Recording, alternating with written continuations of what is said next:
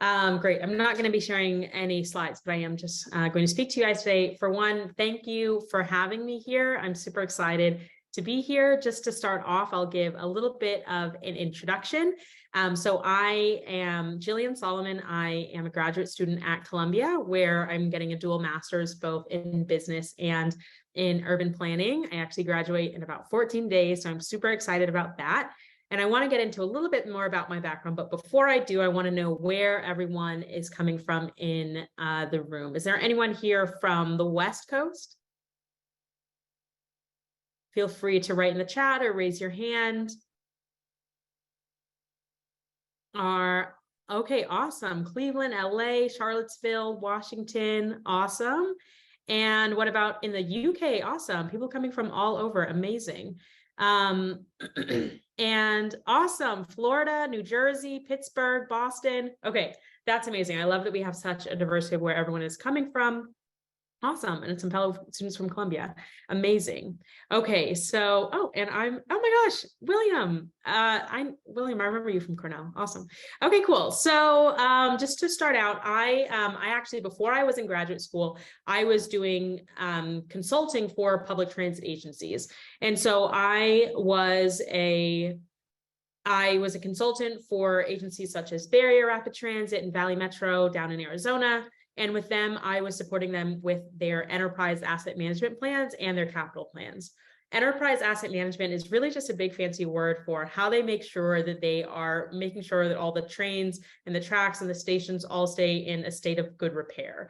So similar to how if you own a car, you have to make sure you're getting the oil changed and taking it in, getting it maintained. Agencies also have to make sure that they are maintaining all of the heavy assets that they own, or else they won't be able to get the full life out of them. And then I was also helping agencies and authorities with their capital plans. That's really making sure that they can, they have the money and a good process in place to spend for really heavy capital intensive projects. So that's things like with the New York State Thruway Authority, making sure that there's a plan in place for how they're going to do bridge replacements and repairs and things like that. So from there, I was really interested both in my experience with consulting and then also being a graduate student studying business and urban planning, interested in this intersection of how transit agencies are funded and how it might lead to different sort of outcomes in terms of equity. And if for the purpose of this conversation, I'm discussing equity as it means that people have different access to opportunity and how to have access to opportunity that meets the specific needs that people have. So to start out, I want to give a brief background on transportation in the US. And what I'm going to share with this audience might be obvious. It might be something that you've thought about before or something that's just plainly simple, but I'm going to share just so that we're all on the same page and thinking about this. So for one, cities used to be a lot smaller. Before we had different technological advancements to get around, we had to walk on our own 2 feet. And so the diameter of a city was a lot smaller, just a couple of miles, because after that, it was a little bit more costly, not just in terms of money, but in terms of time and taxation that it would take for someone to walk around to get to one side of a city to another. But as we have advanced in the different types of technology that we have, cities are able to get bigger. So instead of walking, we have horse-drawn carriages. Now, instead of a city being a couple of miles wide, it can be even wider because people are able to travel a further distance more comfortably, and it's less costly to go the extra mile to get to the destination. And then from there, not just having horse-drawn carriages, but having cars, cities are able to expand even more. And of course, there's the infrastructure that supports that. So instead of a city being concentrated in just a couple of miles, we have cities that are so spread out. We have highways and infrastructure that supports people living further and further away from their jobs or the communities or whatever. And so we see that there's it costs less to the individual to get close, to live further away from city center. But cities, as they are set up today, within the city center, it's a great area of economic opportunity. So in cities such as San Francisco, Chicago, New York City, the main business districts hold about 70 to 80% of the jobs in those regions, and those areas are concentrated in the city center. And then also we find that housing in the city center is also really expensive, but it can be cheaper for people to live further and further away. So people live further away from the city centers. They have to get into, or maybe not have to, but it is ideal to get to those city centers in order to access the jobs and economic hubs. And so mass transit plays a really key role in connecting people. Mass transit is great because it helps people to not have to rely on their own cars. That can help with sustainability, with less emissions. And it also helps, of course, then, like I said, connect people to those areas of opportunity. But their ability to do that in a way that really meets people where they are depends on how those agencies are funded and they set up their fare structure. So I did catch the back half of what the last conversation was, and it sounds like maybe there was a little bit of overlap. But with different areas, so I know some people here are from San Francisco. San Francisco is an area where the fares are set up in a way that they provide that it's based on distance. So if I am in San Francisco, but I want to get out to maybe my home in Marin, the amount that I'm going to pay for my fare is based on the distance that I'm going to travel. Whereas other agencies, such like right here, I'm in New York City right now, it's just a flat fare of $275. $275, I can get all the way from Upper Manhattan all the way to deep in Brooklyn for just $275. And so that's really great. But it makes it so traveling that distance doesn't cost me any extra money, and it doesn't limit the amount of opportunity I have so long as it just, by time. But in terms of the expense that I pay, it doesn't cost me any different whether I'm going down into Lower Manhattan or way even further. Now, this is important because transit agencies are funded mainly based on local funding, state funding, federal funding, and their fares. Different agencies have a different, what we call fare box recovery ratio. And what that is how much money an agency is able to get from their fares and then able to cover the cost of their operations. Some agencies, fare box recovery ratios can be really high, but with some, they can be actually pretty low. And actually, I think it's really interesting how certain agencies were able to cope with a low fare box recovery ratio and still kind of stay in business, for instance, during the pandemic. So Fresno Area Express, FAX, which is the Fresno transportation system. Fresno is a city down in about the middle of California. And during COVID, they actually went fare free. So if they're getting funding from local, state, and federal sources and their fares, but they didn't have any funding coming from fares, then where was it coming from? Does anyone know how they were kind of making up the difference there?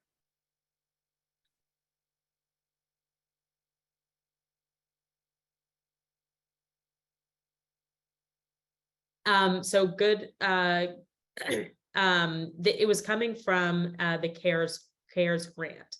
Now, the special thing about the CARES grant is that they were able to use that for their operational expenses, whereas a lot of times the grants that are coming in to transit agencies are specific in how they can be used. And a lot of times it's so that they can be used for capital projects.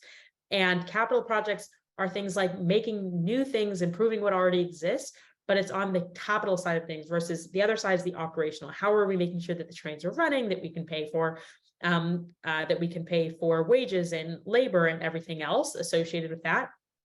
And so it's difficult to have an agency it's difficult to not have the fare box revenue, but in the case of Fresno, they were able to supplement that with the money from the CARES, from CARES. But of course, that money is drying up. And so it was neat to see kind of how they were able to make sure that those trains, and not trains, but the buses continue to run while they were kind of in this time where the fare box recovery ratio was really, really low. But also, since fares can make up a certain percentage, some agencies it's large, some it's not, a certain percentage of the revenue that the transit agencies and authorities get, it's important to consider how that fare is structured. So, of course, I mentioned like in New York City, it's based on just a flat fee, $275, versus in San Francisco, it's something based on distance, but also within that fare, there can be different discounts given. So a discount can be such as, hey, I'm a student, and so I get a reduced price on my fare, or hey, I maybe am a senior or a veteran, or there's a myriad of different ways that an agency might want to give a customer a discount. Certain things I think are really interesting, or such as in Fresno, they actually have they were trying to increase the age of of children, so that they can ride for free for longer, because children don't have to pay for their fares. But with those discounts also, so that's a really great thing. But now I want to get into the different types of technology that support being able to give these discounts easily. So one thing, I don't know if you all are familiar with, have you heard of a term called fare capping? Awesome. So I'm going to give a brief overview of what fare capping is. Basically, oh, awesome. Ellie Mitchell, I want to try it. I didn't know that. That is a great idea. So basically, fare capping is when you can basically, let's say, just for easy numbers, it costs $100 a month for an unlimited ride, for unlimited rides on the transit system. Well, if I don't have $100 right now, then I'm going to be paying, let's say, for instance, my $2 every single time I have to ride the system. And I might ride so many times that I actually have paid for would have been able to pay for an unlimited ride, but I just didn't have $100 all at once. And so it's kind of an inequitable system not being able to have that, because if I don't have $100 today, then I never get the benefit of having the discount of an unlimited pass. So recently, one thing that has happened in New York City is they've implemented fare capping, where if you use your Omni card or tap to pay, it keeps track of how much money you're spending. And after you've reached a certain threshold, the rest of your rides for the week will be free. And so that's a great thing, because basically it makes sure that everyone is able to have the benefit of paying for an unlimited pass without actually having to part ways with, for instance, $100 all at one time. Because people who have a lot of extra money and disposable income, maybe it doesn't hurt for them to get rid of $100 at once. But for people that don't have a lot of disposable income, it can be really difficult or impossible to part ways with the amount of money to cover what would be that discount for the time. And so different tap to pay cards are able to have this fare capping technology. Unfortunately, paper cards, it can be a little bit difficult and hard to implement that. But as fare collection is advancing and changing, and more agencies are able to implement the technology to do this, they're able to just do more, and also provide, sometimes even there is an opportunity to have more data to help with trip planning. And just data collection for the agencies in general. Not all agencies are actually using that to that capability, but the technology is out there. And so, of course, with this, there is also the difference between outcomes for the trip planning based on the distance. So once we have people who are able to have a discount, I think it's really one of the great things about fare capping is that it's able to kind of level the playing field, where you have something where you're able to have that ride that is basically the price of the discounted ride, that it's a little bit more equitable than just having to pay every single time. And also I think it kind of evens the playing field in terms of an ability to access the different opportunities. And also different trip planning apps can help with this as well, and being able to pay all at once. At a time, there was kind of an experiment with different, I'm losing the name of the app right now. I wish I would have written it down. But apps where you're able to kind of pay in bulk for rides for a certain amount of time. And that can be actually really helpful in terms of helping people to be able to have a lot of rides at their disposal, and know and have more control over how much they're spending on those rides. And so ultimately, my perspective is that people really should be able to access the city and the city centers and the economic opportunities and the areas of opportunity in the way that they want, in ways that support how they might have been disadvantaged by the way the built environment is already set up. If we separate people from where the jobs are and from where there's a lot of economic opportunity, because there's such cheaper housing so far away from the city center, and then we have the technology that makes the city centers, that makes cities able to be so wide, but then we kind of limit who's able to get back into the city centers based on the amount they're able to spend. then it's, of course, I think, a really important issue to solve. How do you get people in a really cost-effective way back into where there can be different areas of opportunity. So with that, I will open it up for any questions.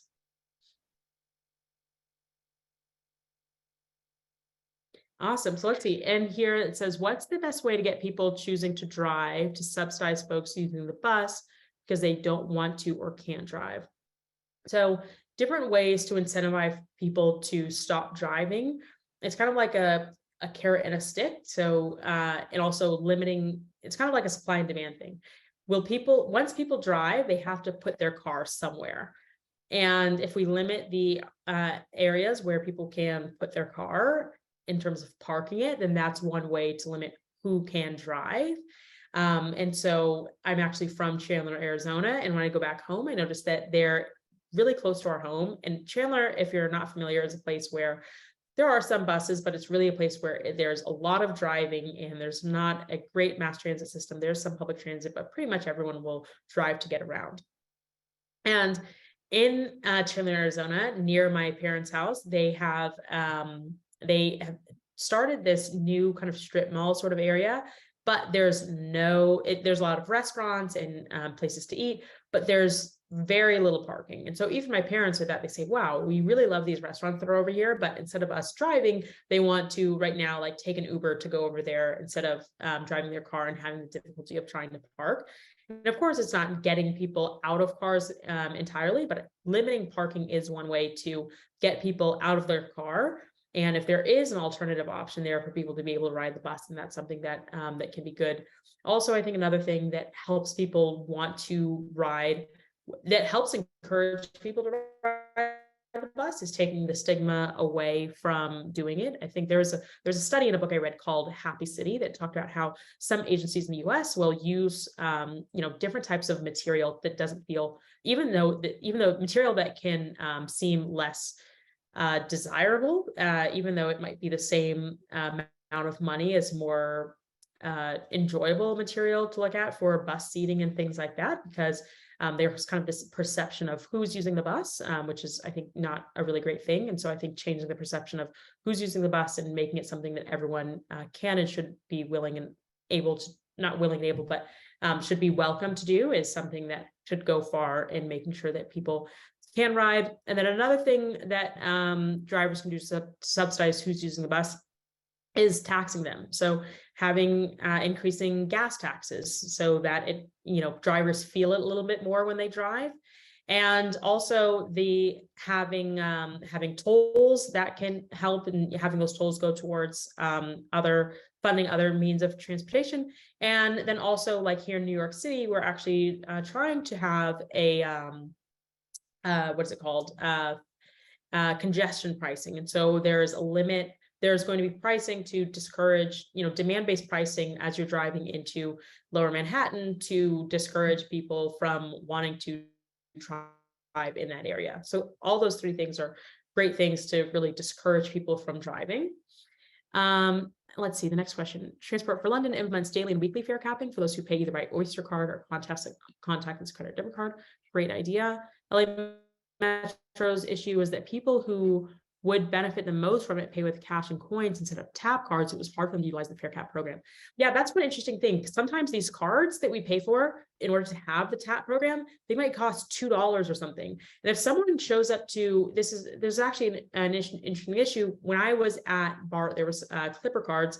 And I remember that some of the station agents were telling me that some people will show up and they will just have the fare that they can pay. But if you make it so that people must pay with their Clipper card, now they're $2 short and they might not be able to get to their destination. And some fare agents shared that, they felt so bad for people who are trying to get onto the system, but they didn't have those extra $2 for their fare. And so that is something that's definitely challenging, and coming down on the price of those would be helpful.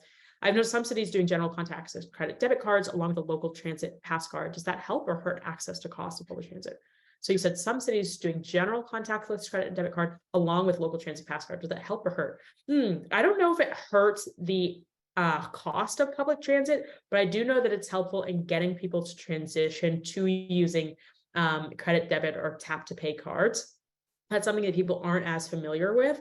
And being able, and let's say you're not already familiar with using like your tap to pay or your credit or debit card for getting on the system, and you might feel more comfortable buying an Omni card.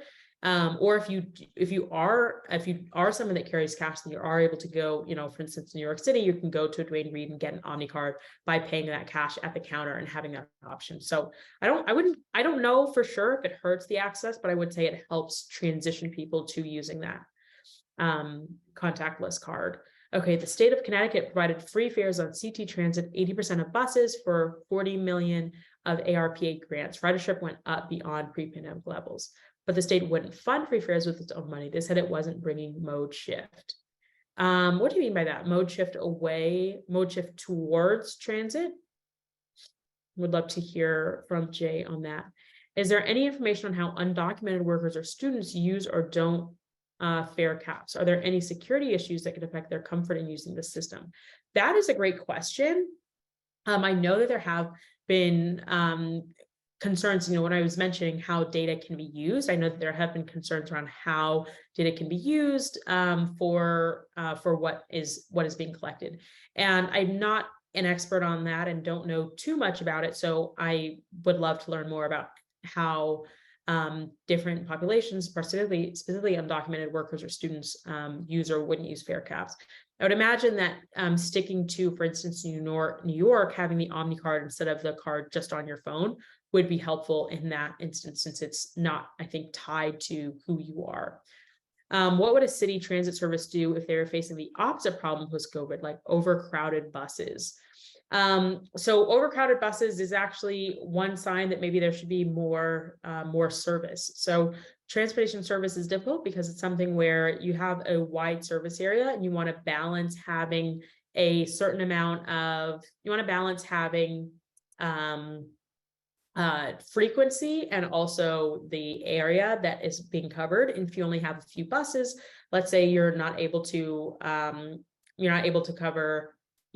as frequently, but you're able to cover a wider service area. You kind of want to have a good balance of both.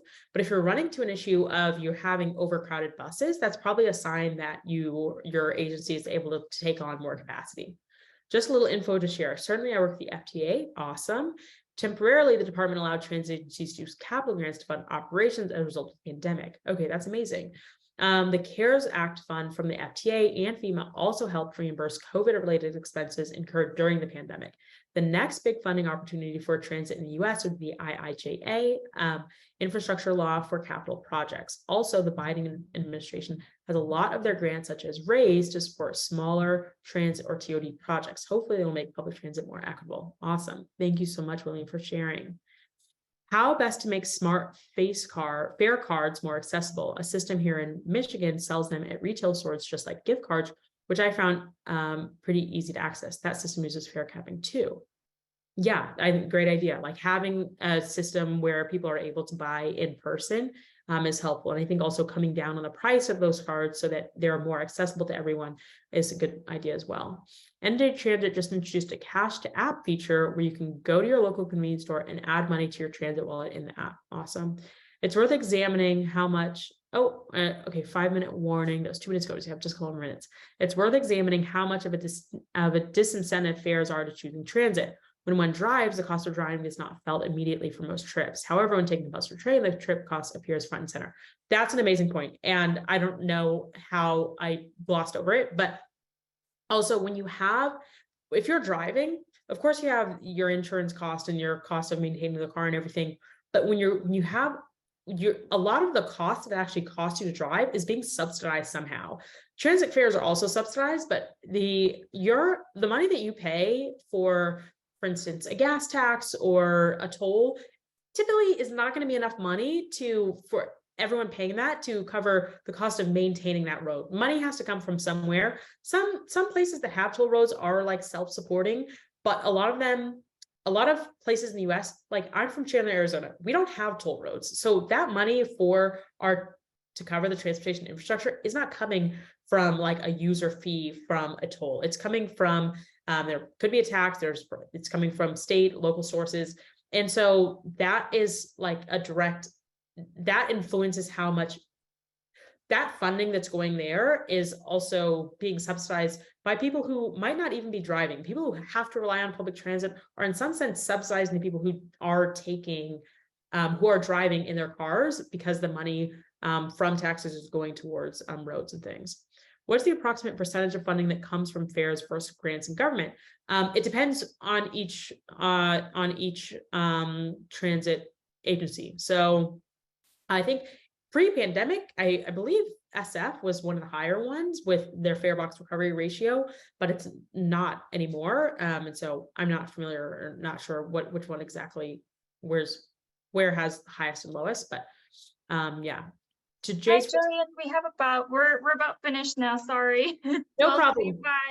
12:45. Okay, thank you so much Yeah, for having me. Really appreciate it. Thank you. And if you yeah, guys thank want you so to stay in much. touch, I'm just going to leave my email here so we